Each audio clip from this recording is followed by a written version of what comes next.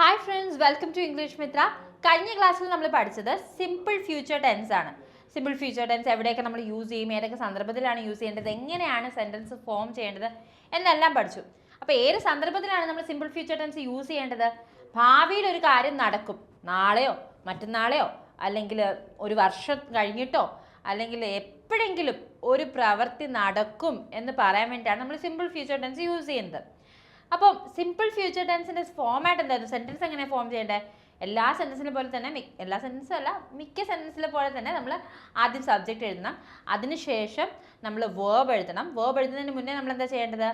നമ്മൾ വിൽ അല്ലെങ്കിൽ shall use ചെയ്യണം.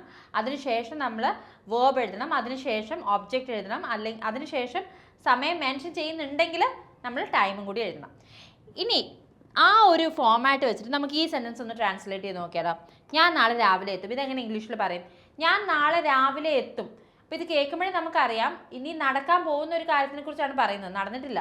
അപ്പം ഫ്യൂച്ചർ ടെൻസ് ആണ് ഇവിടെ യൂസ് ചെയ്യേണ്ടത്. അപ്പം ഞാൻ നാളെ രാവിലെ എത്തും. ഇവിടെ സബ്ജക്റ്റ് എന്താണ്? ഞാൻ, ഐ. നാളെ രാവിലെ എത്തും. എത്തും എന്നുള്ളത് നമ്മൾ ഇംഗ്ലീഷിൽ എങ്ങനെ പറയും? വിൽ കം അല്ലെങ്കിൽ വിൽ റീച്ച്. വിൽ റീച്ച് ആണ് കുറച്ചുകൂടി കറക്റ്റ്. Will reach. ഞാൻ നാളെ രാവിലെ വരും എന്നാണെങ്കിൽ വിൽ കം, അല്ലെങ്കിൽ എത്തും എന്നായതുകൊണ്ട് will reach. I will reach. എപ്പോഴെത്തും എന്നാണ് പറയുന്നത്? നാളെ രാവിലെ. I will reach tomorrow morning, അല്ലെങ്കിൽ I will reach in the morning tomorrow എന്നും പറയാം.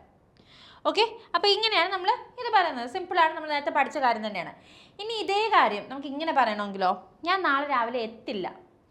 അതായത് ഭാവിയിൽ ഒരു പ്രവൃത്തി ഒരു വ്യക്തി അല്ലെങ്കിൽ ഒരു വസ്തു ചെയ്യില്ല, അല്ലെങ്കിൽ ഒരു പ്രവൃത്തി നടക്കില്ല എന്ന് നമുക്ക് എങ്ങനെ ഇംഗ്ലീഷിൽ പറയാൻ പറ്റും?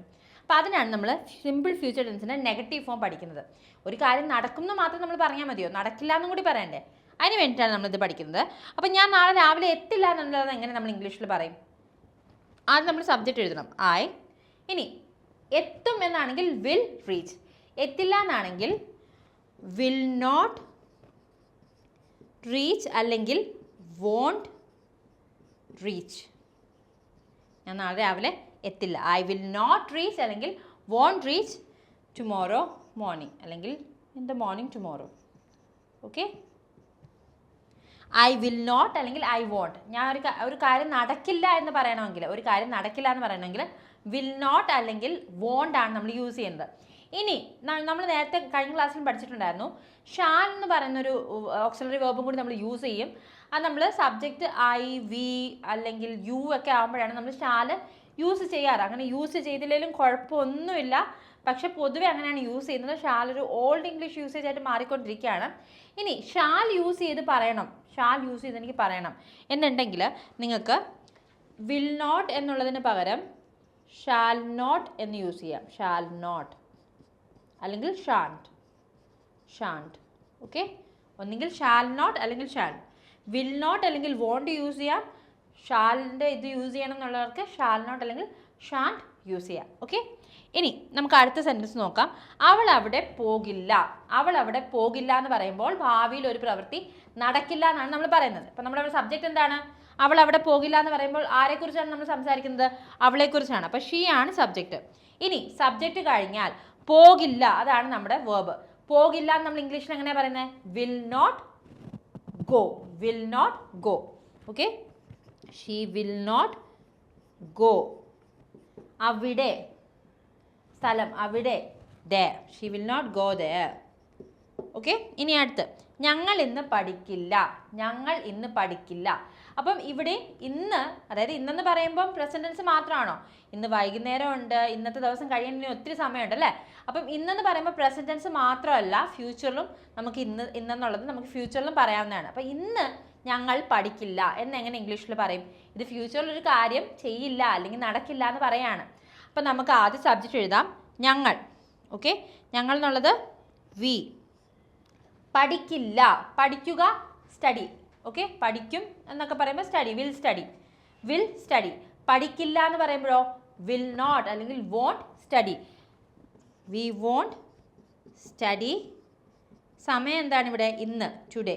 V won't study today. Okay, പലർക്കും ഈ ടുഡേ, യെസ്റ്റർഡേ, ടുമോറോ ഇതിൻ്റെ മുന്നിലൊക്കെ ഇന്ന് ചേർക്കുന്ന ഒരു ഹാബിറ്റ് ഉണ്ട്. ചേർക്കരുത്. ടുഡേ, യെസ്റ്റർഡേ, ടുമോറോ ഇതിൻ്റെ മുന്നിലൊന്നും നമ്മൾ ഇന്ന് ചേർക്കില്ല. We won't study today. ഇനി നമുക്കിത് വോണ്ട് എന്ന് യൂസ് ചെയ്യേണ്ട, എനിക്ക് വി ആണ് സബ്ജക്റ്റ്, അതുകൊണ്ട് എനിക്ക് ഷാൽ തന്നെ യൂസ് ചെയ്യണം എന്നുണ്ടെങ്കിൽ we shall not study today എന്ന് പറയാം, അല്ലെങ്കിൽ വി ഷാൻറ്റ് സ്റ്റഡി ടുഡേ എന്ന് പറയാം. ഇനി പട്ടി നിന്നെ കടിക്കില്ല, പട്ടി നിന്നെ കടിക്കില്ല, ഇതെങ്ങനെ നമുക്ക് ഇംഗ്ലീഷിൽ പറയാൻ പറ്റും? ഓക്കെ, ഇവിടെ നമ്മൾ ആരെക്കുറിച്ചാണ് പറയുന്നത്? ആരെക്കുറിച്ചാണ് ഇവിടെ പറയുന്നത്? ചിലർക്ക് ഡൗട്ട് ഉണ്ടാവും, നിന്നെ അതല്ലേ ഇവിടെ സബ്ജക്റ്റ്. അല്ല, നമ്മൾ പറയുന്നത് ആര് പ്രവൃത്തി ചെയ്യില്ല എന്നാണ്, പട്ടി പ്രവൃത്തി ചെയ്യുന്നില്ല എന്നാണ് അല്ലേ. അപ്പോൾ പട്ടിയാണ് നമ്മുടെ സബ്ജക്റ്റ്. അപ്പോൾ ദ ഡോഗ് എന്ത് ചെയ്യില്ല എന്നാണ് പറയുന്നത്? കടിക്കില്ല. കടിക്കുക എന്നുള്ളത് നമ്മൾ എന്താ ഇംഗ്ലീഷിൽ പറയുന്നത്? ബൈറ്റ്. Okay, bite. അപ്പോൾ കടിക്കില്ല എന്നെങ്ങനെ പറയും? Will not byte. ഓക്കെ, കടിക്കും എന്നാണെങ്കിൽ വിൽ ബൈറ്റ്, കടിക്കില്ല എന്നായതുകൊണ്ട് will not bite. The dog will not bite. ആരെ കടിക്കില്ല? ആരാണ് ഇവിടെ ഒബ്ജക്റ്റ്? നിന്നെ കടിക്കില്ല. അപ്പം you, dog will not bite U.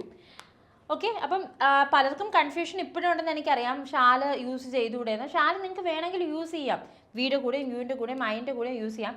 ഹീയുടെ കൂടെയും ഷീയുടെ കൂടെയും ദേയുടെ കൂടെയും എല്ലാം യൂസ് ചെയ്യുന്നുണ്ട്. പക്ഷേ അതൊരു ഓൾഡ് ഇംഗ്ലീഷ് യൂസേജ് ആണ്.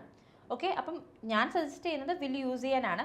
പിന്നെ കുറച്ചൊരു ഫോർമൽ ആയിട്ടുള്ള സെറ്റിംഗ് ആണെങ്കിൽ നമുക്ക് ഷാൽ യൂസ് ചെയ്യാം. പിന്നെ ഷാൽ യൂസ് ചെയ്യുമ്പോൾ ടോൺ ഭയങ്കരമായിട്ട് മാറും.